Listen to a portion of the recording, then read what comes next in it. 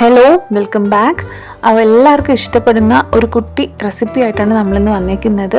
നമ്മൾ പുറത്തൊക്കെ പോകുമ്പം ഏറ്റവും കൂടുതൽ ആൾക്കാർ കഴിക്കാൻ പ്രിഫർ ചെയ്യുന്ന ഒരു ഡിഷാണ് ചിക്കൻ ദം ബിരിയാണി എന്ന് പറയുന്നത്. അപ്പം നമുക്ക് ആ ചിക്കൻ ദം ബിരിയാണി വളരെ അടിപൊളിയായിട്ട് ഇന്ന് വീട്ടിൽ തന്നെ തയ്യാറാക്കി എടുക്കാം.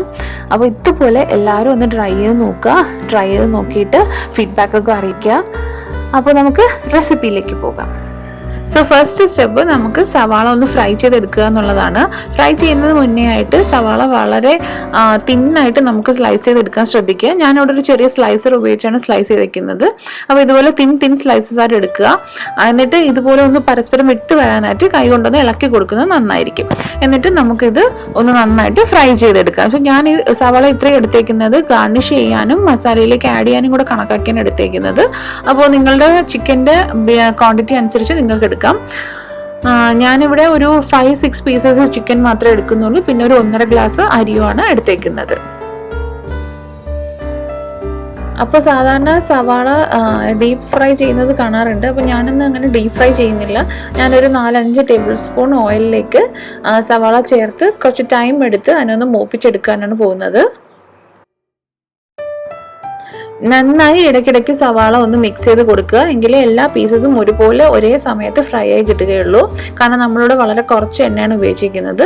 ഇനി ഞാൻ ഇതിലേക്ക് ഒരല്പം ഉപ്പും ഒരല്പം പഞ്ചസാരയും കൂടെ ചേർത്ത് കൊടുക്കുകയാണ്. പഞ്ചസാര ചേർക്കുന്നത് ഒരു നല്ലൊരു കാരമലൈസ് ചെയ്ത ഒരു ഫീല് കിട്ടാൻ വേണ്ടിയിട്ടാണ്. അപ്പോൾ ഇത് നന്നായിട്ട് മിക്സ് ചെയ്ത് കൊടുക്കുക. എന്നിട്ടൊരു ലൈറ്റ് ബ്രൗൺ ഷെയ്ഡ് ആകുമ്പോൾ തന്നെ നമുക്കിത് ഡ്രെയിൻ ചെയ്യണം. കാരണം എന്താണെന്ന് വെച്ചാൽ ആ സവാള നമ്മൾ ഡ്രെയിൻ ചെയ്താലും ആ ചൂട് നിന്ന് അതിൻ്റെ കളർ കുറച്ചുകൂടെ ഒന്ന് മാറാൻ സാധ്യതയുണ്ട്. അതുകൊണ്ട് ആ ഒരു ലൈറ്റ് ബ്രൗൺ ഷെയ്ഡ് ആകുമ്പോൾ തന്നെ മാറുക. നമ്മളിത് പ്ലേറ്റിലേക്ക് ട്രാൻസ്ഫർ ചെയ്ത് വെക്കുമ്പോൾ കറക്റ്റ് കളറായി നമുക്ക് കിട്ടുന്നതാണ്.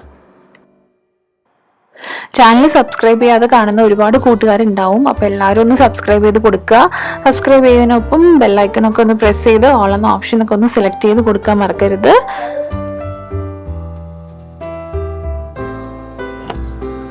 പെർഫെക്റ്റ് ആയിട്ട് സവാള ഫ്രൈ ചെയ്ത് കിട്ടിയിട്ടുണ്ട്. ഞാനിപ്പോൾ ഇത് ഡ്രെയിൻ ചെയ്യുവാണ്. സമയത്ത് ഇതൊരു പാത്രത്തിലേക്ക് നിരത്തി ഇട്ട് കൊടുക്കാൻ നമ്മൾ ശ്രദ്ധിക്കുക.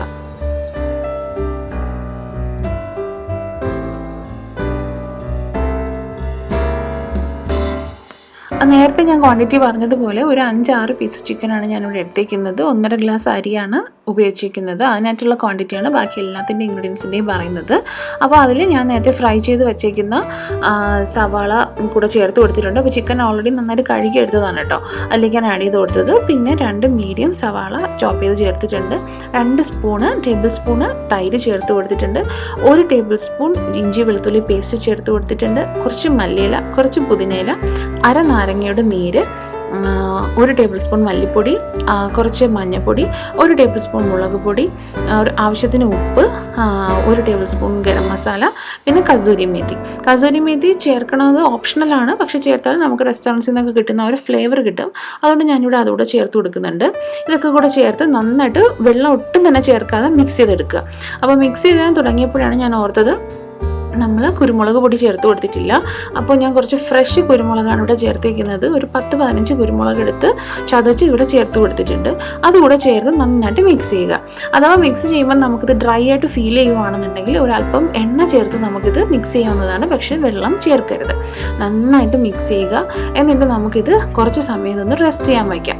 നമുക്കിത് വേണമെന്നുണ്ടെങ്കിൽ തലേ ദിവസം തന്നെ ഇങ്ങനെ മിക്സ് ചെയ്ത് ഫ്രിഡ്ജിൽ സൂക്ഷിക്കാവുന്നതാണ്. ഇല്ലാന്നുണ്ടെങ്കിൽ കുറഞ്ഞത് 1 മണിക്കൂറെങ്കിലും ഇതുപോലെ മിക്സ് ചെയ്ത് റെസ്റ്റ് ചെയ്യാനായിട്ട് വയ്ക്കേണ്ടതാണ്. നല്ല സ്പൈസി ആയിട്ടുള്ള ബിരിയാണി മസാലയ്ക്ക് നമുക്ക് കുറച്ച് പച്ചമുളക് കൂടെ ചേർത്ത് കൊടുക്കാവുന്നതാണ്. പക്ഷേ ഞാൻ അത് കുട്ടികൾക്ക് കൊടുക്കണം എന്നുള്ളത് കൊണ്ട് ഒഴിവാക്കുകയാണ്. നിങ്ങൾക്ക് ആവശ്യമാണെങ്കിൽ അതുകൂടെ ചേർത്ത് കൊടുക്കാം. അപ്പോൾ ഞാൻ വളരെ ഡീറ്റെയിൽ ആയിട്ട് എക്സ്പ്ലെയിൻ ചെയ്യുന്ന റിട്ടേൺ റെസിപ്പി ലിങ്ക് ഞാൻ ഡിസ്ക്രിപ്ഷൻ ബോക്സിൽ കൊടുത്തിട്ടുണ്ട്. ആവശ്യമുള്ളവർക്ക് അതുകൂടെ ഒന്ന് ചെക്ക് ചെയ്ത് നോക്കാവുന്നതാണ്. ചിക്കൻ റെസ്റ്റ് ചെയ്യാൻ വെച്ചിട്ടുണ്ട്. ഇനി നമുക്ക് അരിയുടെ കാര്യം നോക്കാം. ഞാൻ ഈ കാണുന്ന ഗ്ലാസ്സിന് 1.5 ഗ്ലാസ് അരിയാണ് എടുത്തേക്കുന്നത്. അരി കുതിർക്കുന്നതിന് മുന്നേ തന്നെ ഞാൻ നന്നായിട്ട് കഴുകാറുണ്ട്. കാരണം അങ്ങനെ ചെയ്തില്ല എന്നുണ്ടെങ്കിൽ കുതിർത്തതിന് ശേഷമാണ് നമ്മൾ കഴുകുന്നതെന്നുണ്ടെങ്കിൽ അരി ഉറപ്പായിട്ട് ഒടിഞ്ഞു പോകാൻ സാധ്യതയുണ്ട്. അതുകൊണ്ട് നന്നായിട്ട് 2-3 വെള്ളം കഴുകിയതിന് ശേഷം ഞാനിതൊരു അരമണിക്കൂർ കുതിർക്കാൻ വയ്ക്കും. അരമണിക്കൂർ കുതിർത്ത് കഴിഞ്ഞാൽ നമുക്ക് അരി തിളപ്പിച്ചെടുക്കാം. അപ്പോൾ ഞാൻ ഇത്രയും മസാലയാണ് ഇതിലേക്ക് ചേർത്ത് കൊടുക്കുന്നത്. കുരുമുളക്, പെരുംജീരകം, പട്ട, ഗ്രാമ്പു, ഏലക്ക, തക്കോലം, പിന്നെ ബേ ലീഫ്, ഇത്രയും ഇതിലേക്ക് ചേർത്ത് കൊടുക്കുന്നുണ്ട്. വെള്ളം ഒന്ന് ചൂടായി വരുമ്പം തന്നെ ഈ മസാല കൂട്ടുകളൊക്കെ ഒന്ന് ചേർത്ത് കൊടുത്ത് ഒരു 2 സ്പൂൺ നെയ്യ് കൂടെ ഞാൻ ചേർത്ത് കൊടുക്കുന്നുണ്ട്. നെയ്യുടെ ഫ്ലേവർ ഒരുപാട് ഇഷ്ടമില്ലാത്തവർ ചേർത്തില്ലെങ്കിലും കുഴപ്പമില്ല. ഞാൻ എന്നാലും ഒരു 2 സ്പൂൺ നെയ്യ് കൂടെ ചേർത്ത് കുറച്ച് ഉപ്പും കൂടെ ചേർത്തിട്ട് വെള്ളം ഒന്ന് തിളയ്ക്കാൻ തുടങ്ങുന്നത് വരെ വെയിറ്റ് ചെയ്യും. തിളയ്ക്കാൻ തുടങ്ങിയതിന് ശേഷമാണ് ഞാൻ വാർത്ത് വെച്ചേക്കുന്ന അരി ചേർത്ത് കൊടുക്കാറ്. തിള വന്നു തുടങ്ങിയാൽ തന്നെ ഇതിലേക്ക് നമുക്ക് അരി ചേർത്ത് കൊടുക്കാം. അരി ചേർത്തതിന് ശേഷം ഒരുപാട് ഇളക്കാൻ പാടില്ല, അല്ലെങ്കിൽ അരി ഒടിഞ്ഞു പോകാൻ സാധ്യതയുണ്ട്. അപ്പോൾ അരി ചേർത്ത് ഒരു 80% വരെ അരി നമുക്കിത് വേവിച്ചെടുക്കാം. ചോറ് ഒരു 3/4 വേഗമായി കഴിയുമ്പോഴത്തേക്കും നമുക്ക് വാർത്തെടുക്കാം. ഇതുപോലൊരു സ്ട്രെയിനർ ഉപയോഗിച്ചാണ് ഞാൻ വാർത്തെടുക്കുന്നത്. ഇനി നമ്മൾ വാർത്ത് ഒരുപാട് നേരം കഴിഞ്ഞാണ് ദം ചെയ്യുന്നതെങ്കിൽ ഒരു വലിപ്പമുള്ള പാത്രത്തിൽ ആ ചോറ് നിരത്തി ഇടുന്നത് നന്നായിരിക്കും. അങ്ങനെ ചെയ്യുമ്പോഴത്തേക്കും ചോറ് ഇങ്ങനെ കൂടി ചേർന്നിരുന്ന് വീണ്ടും ഒരുപാട് കുക്കാവുന്നത് തടയും. വേറൊരു കാര്യം നമ്മൾ ശ്രദ്ധിക്കേണ്ടത്, ഈ വാർത്ത് കഴിയുമ്പോൾ വരുന്ന വെള്ളത്തിൽ നിന്ന് കുറഞ്ഞത് 1 ഗ്ലാസ് വെള്ളം ഒന്ന് നമ്മൾ റിസർവ് ചെയ്ത് മാറ്റി വയ്ക്കുക. അതെന്തിനാണെന്ന് നമുക്ക് കുറച്ച് കഴിയുമ്പോൾ മനസ്സിലാവും. അപ്പോൾ ഇതുപോലെ മൊത്തം അരി ഒന്ന് വാർത്തെടുക്കാം.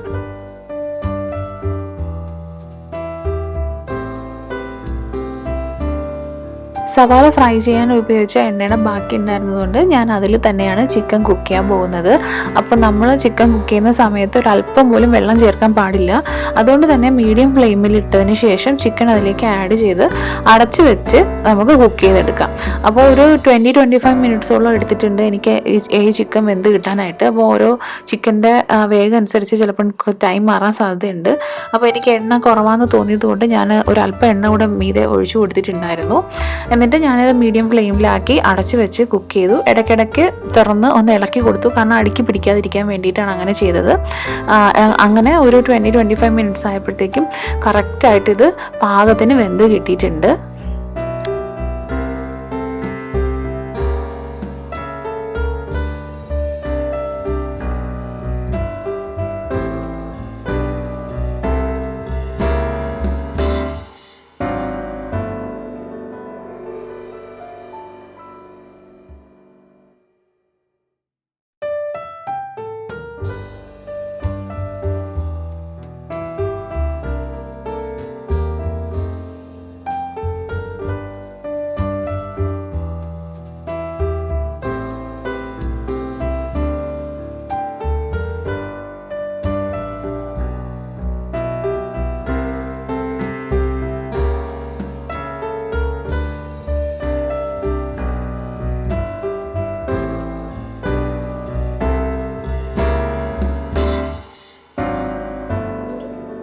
ഇപ്പോൾ ചിക്കൻ നന്നായിട്ട് വെന്തിട്ടുണ്ട്. നമുക്കൊരു സ്പൂൺ ഉപയോഗിച്ച് ഇതിൻ്റെ വേഗം ഒന്ന് ടെസ്റ്റ് ചെയ്ത് നോക്കാം.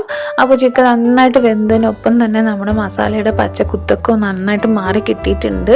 അടിപൊളി മസാലയാണ് ഇത്. ഇതുപോലെ തന്നെ എല്ലാവരും ഒന്ന് ട്രൈ ചെയ്ത് നോക്കുക. അപ്പോൾ നമ്മുടെ മസാല റെഡിയായി കഴിഞ്ഞാൽ ഞാനിത് വാങ്ങി മാറ്റി വയ്ക്കാൻ പോവുകയാണ്. ഇനി നമുക്ക് ദം ചെയ്യാം.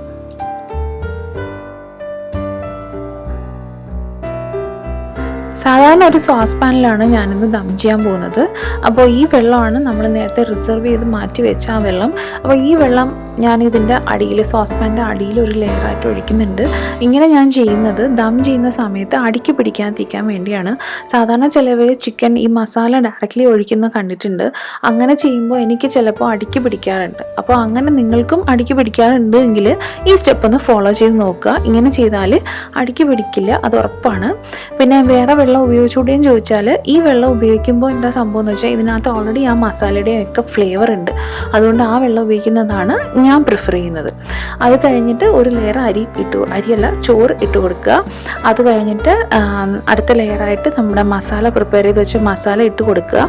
മസാല ഇട്ടതിൻ്റെ ഒപ്പം തന്നെ കുറച്ച് മല്ലിയിലയും കുറച്ച് പുതിനയിലയും ഒക്കെ ഇട്ട് കൊടുക്കുക. വേണമെങ്കിൽ ഈ സമയത്ത് കുറച്ച് നെയ്യ് കൂടെ ചേർക്കാം. പക്ഷെ ഞാൻ നെയ്യ് ഏറ്റവും ടോപ്പ് ലെയറിൽ മാത്രമേ ചേർക്കുന്നുള്ളൂ. വീണ്ടും ചോറിട്ട് കൊടുക്കുക. അതിൻ്റെ മീതെ വീണ്ടും നെയ്യും ഗാർണിഷ് ചെയ്യാനായിട്ട് മാറ്റി വെച്ച സവാള ഫ്രൈ ചെയ്തതും മല്ലിയിലയും പുതിനയിലയും ഒക്കെ ഇട്ട് നമുക്കൊന്ന് സെറ്റ് ചെയ്തെടുക്കാം.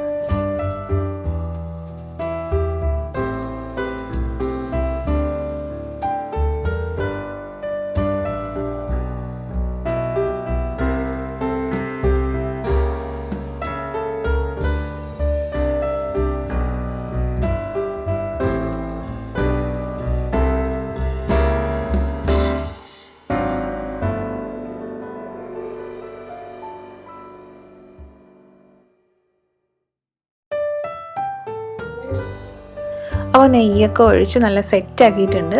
ഇനി നമുക്കിതൊരു മൂടിയിട്ട് അടച്ച് മേളിലൊരു വെയിറ്റ് കൂടെ വെച്ച് കൊടുത്തതിന് ശേഷം ഒരു 15-20 മിനിറ്റ് നമുക്കിത് ലോ ഫ്ലെയിമിലിട്ട് ദം ചെയ്തെടുക്കാം. ഇനി നമ്മൾ 20 മിനിറ്റ് കഴിഞ്ഞ് തുറക്കുമ്പോഴത്തേക്കും അടിയിലത്തെ വെള്ളമൊക്കെ വറ്റി കറക്റ്റായിട്ട് നമുക്കിത് ദം ചെയ്ത് കിട്ടുന്നതാണ്. എല്ലാവരും അപ്പോൾ ഈ മെത്തേഡ് ഒന്ന് ട്രൈ ചെയ്ത് നോക്കുക.